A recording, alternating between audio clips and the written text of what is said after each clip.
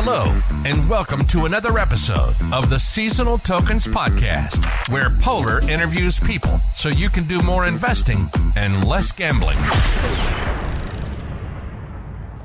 I have one more question for you, because I suppose that most of our listeners will be just starting in the crypto world, and we have been talking a lot about investing, mining, and things like that. So what do you think is the best approach for someone that is just starting and wants to feel the crypto investing? Should he or she start with mining first or directly with investing? Well, the timing of your podcast is such that Bitcoin's currently sitting around 23,000 and Ethereum's around 1,700. Okay, so just to put this in perspective to anybody listening 6 months, a year from now, right, the timing could change. I think you'd be totally fine to just, buy the coins. They're at great pricing right now. We have two major catalysts coming up that are going to be very bullish over the next 6 to 12 months. Number one, BlackRock, which is the world's largest asset manager, has $10 trillion in assets under management. That is more than most countries produce in gross domestic product for their economy for an entire year. Okay. And that this titan, this massive entity that could swallow up the entire crypto market 10 times over right now, is said publicly, hey guys, don't forget about us. We're coming to the party. Okay. And when they come to the party, they're bringing not one keg of beer, they're bringing 20 kegs of beer with them. Okay. It's going to be a massive party that they're bringing with them. So when they come in and say our institutional clients, they want exposure to Bitcoin and they want to do it through our platform, that's a huge thing. This was just announced a week ago. I mean, couldn't state how bullish this is for the crypto space. When that kind of money starts coming in, we're going to see a massive melt up in the crypto market. Because as Bitcoin goes, and BlackRock has said their primary focus out of the gate is pretty much strictly Bitcoin. As Bitcoin goes up, the rest of the market goes up with it. So when Bitcoin cranks, the rest of the altcoins will crank even faster. So that's happening. And then the second thing is the merge is scheduled to happen mid-September. This is where Ethereum, I'm sure your listeners, and you've talked about it, Ethereum is going to go to 2.0. It's going from proof of work.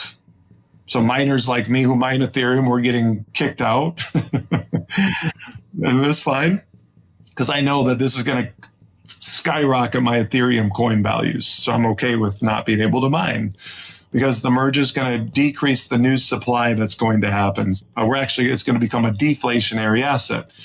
Can you imagine what would happen to the value of the US dollar if the government just started burning and destroying the dollar?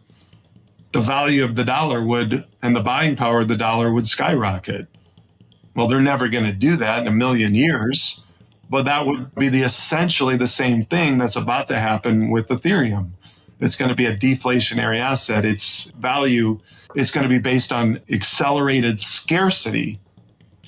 Now, on top of that, moving to the 2.0 is going to make it an ESG, environmental, social governance asset, that the institutional players like BlackRock would have probably avoided before, maybe, or not been as excited about. But now that it's 99% reduction in its carbon emissions, oh my gosh, like the big institutional buyers are going to be coming into Ethereum and buying Ethereum up in droves. I remember back in when I was 10 years old, my parents took me across the U.S. on a road trip, and I got to stop at the Cooperstown Baseball Hall of Fame Museum for Major League Baseball.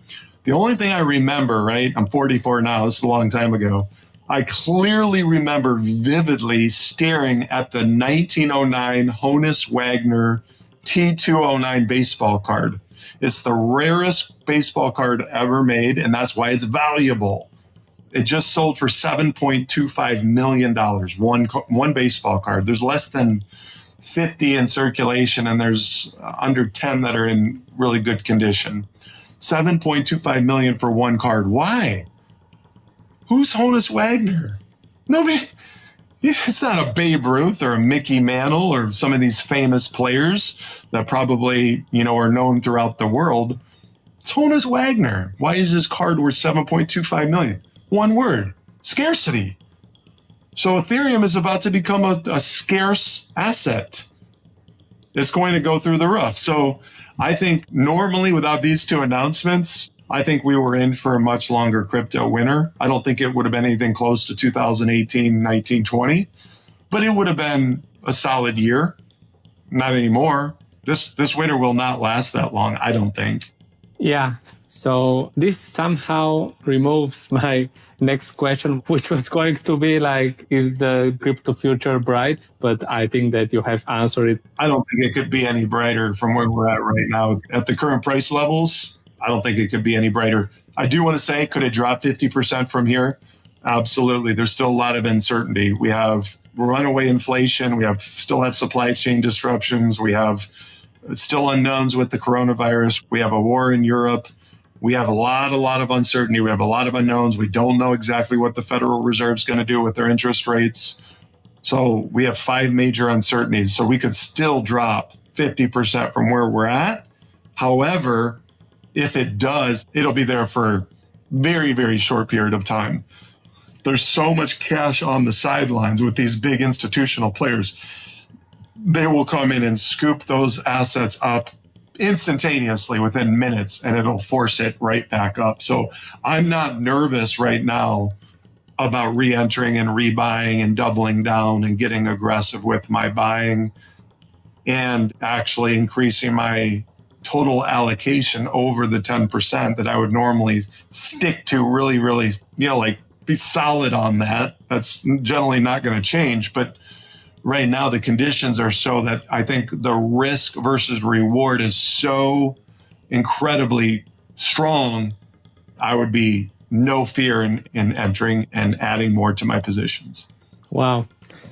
Amazing. I think that what you just said is great for a finish of our interview. I think that I can ask you thousands upon thousands of questions and you can share a lot more value. But I think that for this episode is enough. And I hope that I would have the pleasure to have you again on our podcast in the future.